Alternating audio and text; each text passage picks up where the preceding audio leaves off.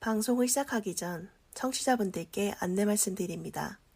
다음 주 10월 15일에 송출 예정이던 페어북 페미니스트 퀴어 북클럽 본방송 붉은 궁편은 페페의 내부 사정으로 인하여 한 주 뒤인 10월 22일에 송출될 예정입니다. 다음 주인 10월 15일은 한 주 방송을 쉬어가도록 하겠습니다. 기다려주신 청취자분들께 양해 부탁드리며 갑작스러운 휴방 공지에 죄송하다는 말씀드립니다. 저희는 한 주를 쉬고 10월 22일에 뵙겠습니다. 감사합니다.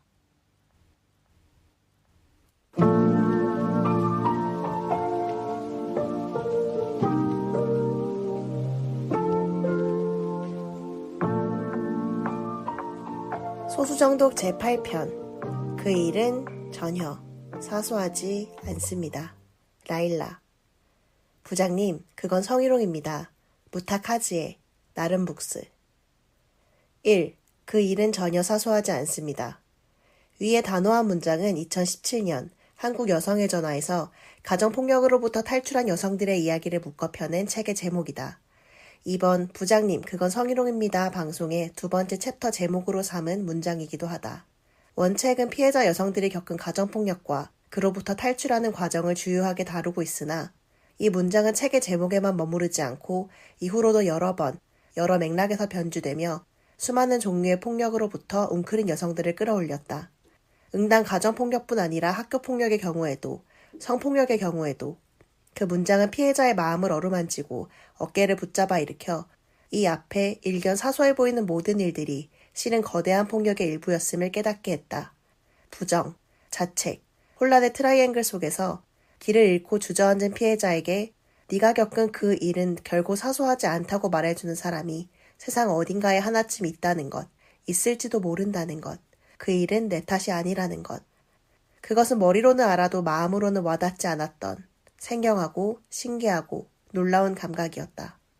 그러니까 적어도 내게는 그랬다. 2. 그 일은 사소하지. 살면서 몇 번인가의 폭력을 경험했다.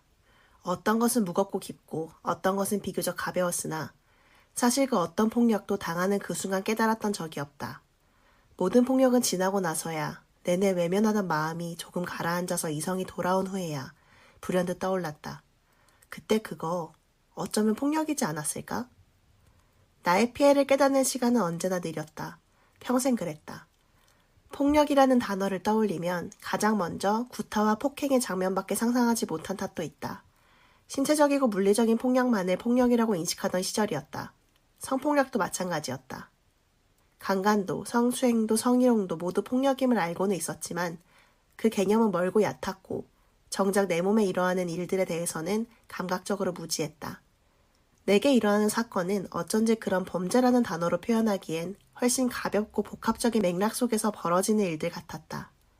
영화 속에서처럼 모든 면에서 악한 가해자는 흔치 않았고 내게 폭력을 행사한 사람들을 비난하기 전에 나는 그들이 나에게 폭력을 가할 수밖에 없던 사회적 맥락과 나의 잘못을 먼저 찾으며 스스로를 검열하기 바빴다.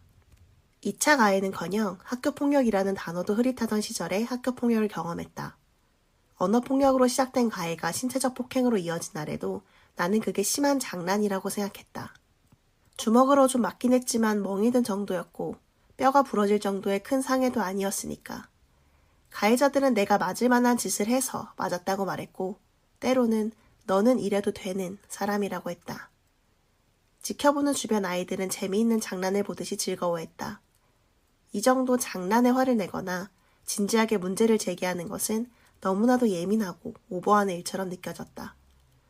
그렇게 한 번, 두 번 맞는 동안 점점 나의 모든 것이 맞을 만한 이유가 되었다.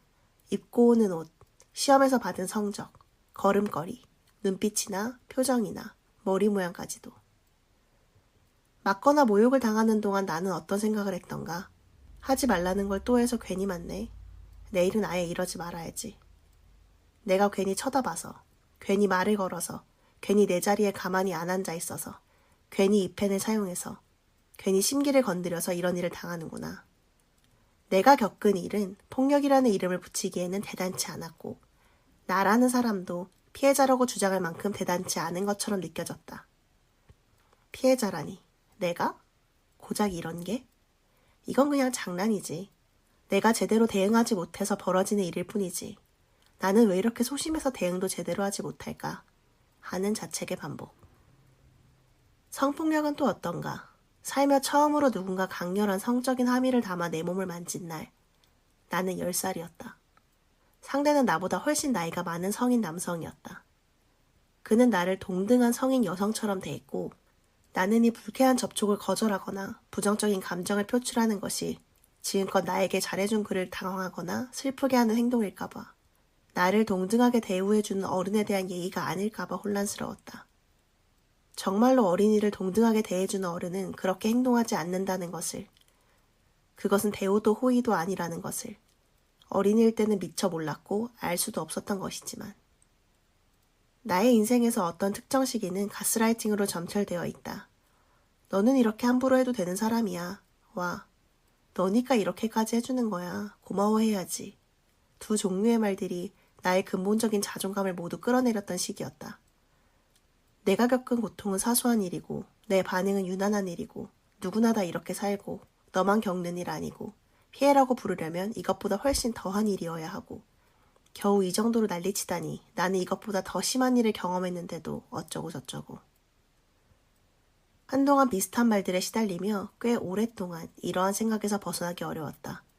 이게 과연 내가 문제를 제기할 만한 일일까? 내가 감히 그래도 되나? 나만 가만히 있으면 괜찮은 일이 아닌가? 3. 물론 괜찮은 일이 아닙니다. 당연히 아니다. 당시에 나를 사로잡은 말들은 완전히 틀렸다.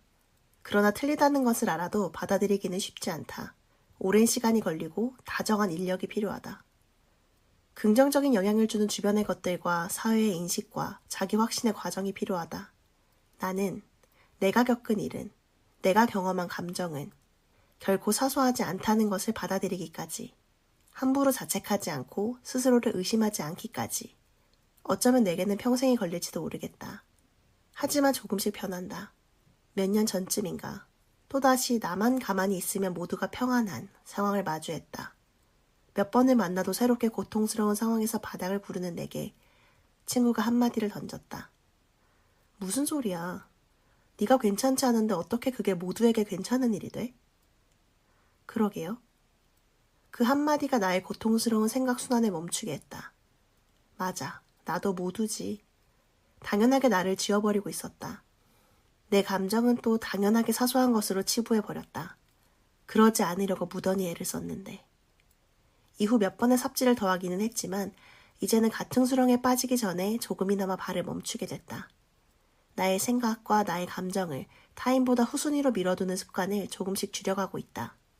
내가 만나는 어떤 일도 사소하지 않음을, 일의 사소함을 판단할 수 있는 주체는 가해자가 아님을, 피해를 발언하는 것에 어떤 자격은 필요하지 않음을 깨달아가면서 예민하고 시끄럽고 나대는 여성으로서 살아가는 것을 자랑스럽게 생각하면서 매번 알아도 또 미끄러지는 나를 한 번 더 용서하면서. 4. 그러니까 실은 아무것도 사소하지 않다는 말을 하고 싶었어요. 나의 그 일도, 당신의 그 일도, 당신도, 나도.